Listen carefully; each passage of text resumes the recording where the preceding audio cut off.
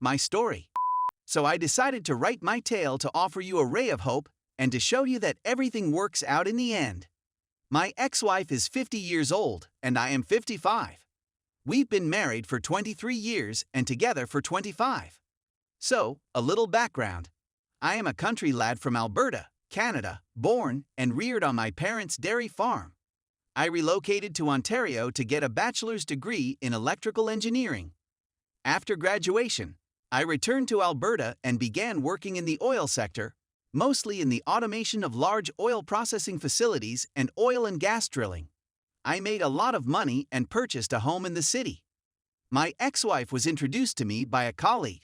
She is an accountant who works in the financial department of a large retail firm. We hit it off right away and began dating. We lived together for 2 years before marrying.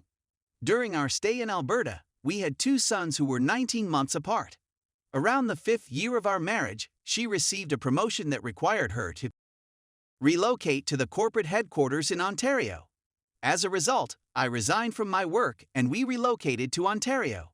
I rented and retained my home, and then purchased a new one with my ex-wife. I found a new job in manufacturing facility automation.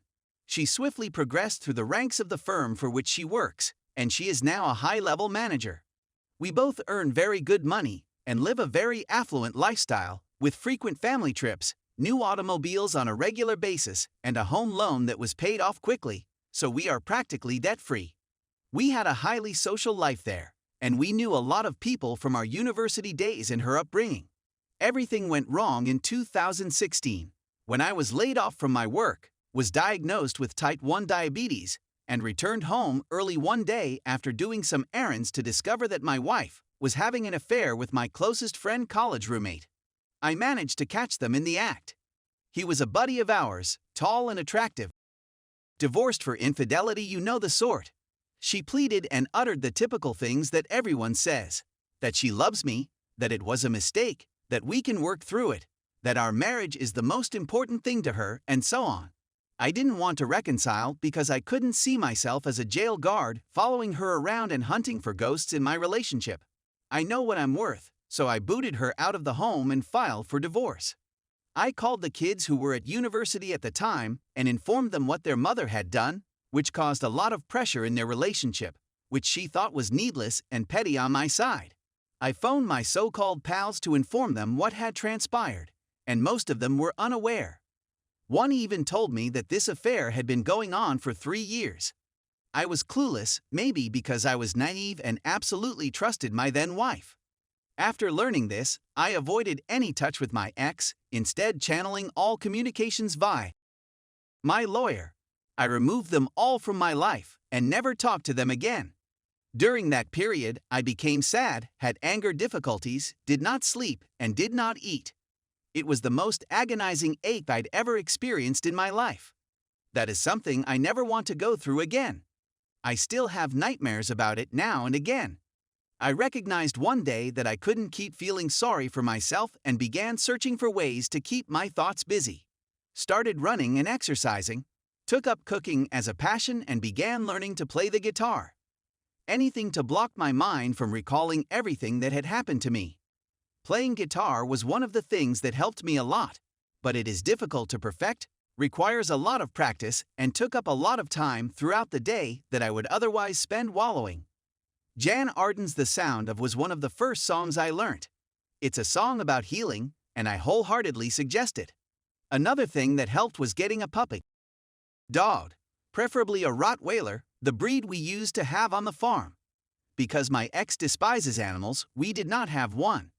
Taking care of the puppy also enabled me to get things off my mind, and having it rely on me gave me a motivation to continue.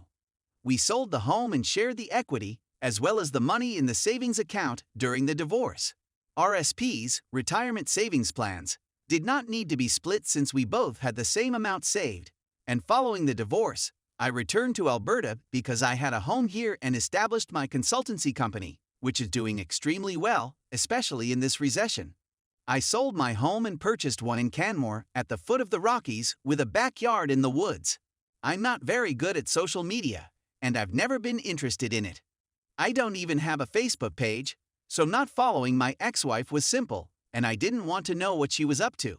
In 2018, I returned to Ontario for my son's graduation and ran across my ex.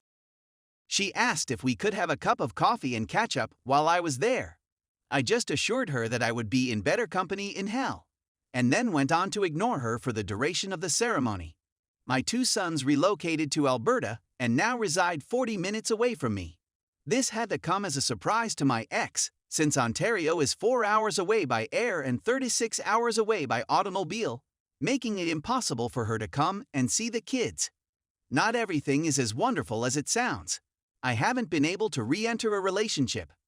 I have trust difficulties and concluded that it would be unfair to my partner if I continued to date. I am alone, yet I am not lonely. Even though I don't have somebody to share my life with, I am quite content with it. My heart goes out to all of you in this sub and what you're going through, but I can assure you that it gets better, and even if you wind up alone like me, it's much better than staying with the cheater and the ghost of their infidelity.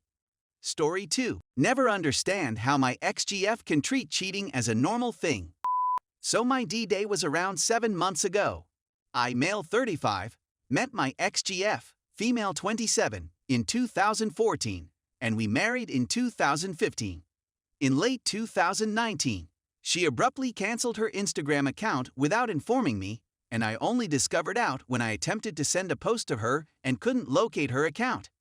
When I challenged her, she said that she did it because she was harassed by her work buddy's friend's friend, let's call him X, who had been tagging her and attempting to hit on her.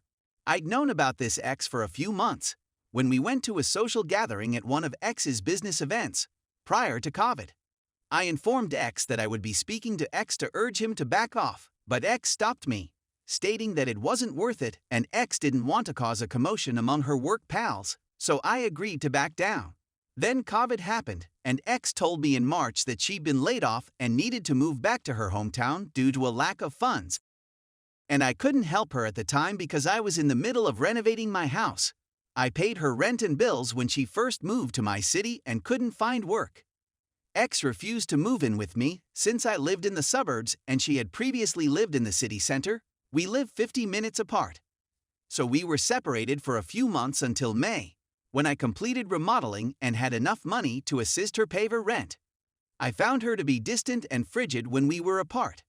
She went out a lot, despite COVID, and was up at strange hours like 3 a.m. and 4 a.m. I rejected my concerns at first because I assumed she was miserable and anxious.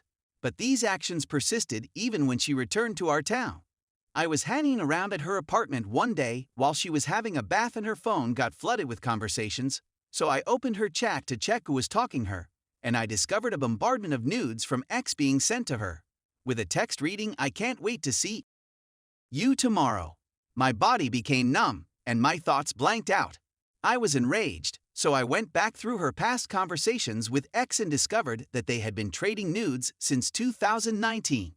I photographed the discussions and nudity, then told her I had an emergency at work that I needed to attend to. I work in medical field, so she knows sometimes I am needed in a certain situation.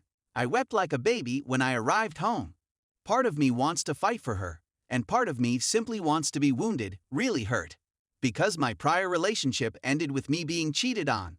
Witnessing it again stings me in the most painful way. I opened my chats with her in the morning to see all of our previous chats. I opened our pictures together, trying to find a reason not to end this relationship, until I stumbled upon our Instagram chats. I never deleted my chats with her, and lo and behold, her IG profile picture was there, but I couldn't find or open her profile. Then it hit me. She blocked me. This lady had me barred on Instagram under the pretense of canceling her account. I created a new account to monitor her Instagram, and indeed, her account was active and not set to private. I saw all of her images, all of her parties, all of her tales, and sure, a gorgeous picture of her kissing X in the mouth shot not long ago. Something clicked in me, and I was no longer unhappy. All I felt was apathy. I took images of her on Instagram and wiped everything I had about her on my phone, laptop, and computer. I texted her and asked her to meet up, and when we met, I simply showed her the photographs I took on her phone on Instagram and told her we were done. I don't know her anymore, and I don't have anything to do with her since she departed. I disconnected from her and a place I was linked to her. I told my parents and family to disregard her phone call. Because she knows where I live and work, I couldn't ghost her, so I simply went NC and I went hard.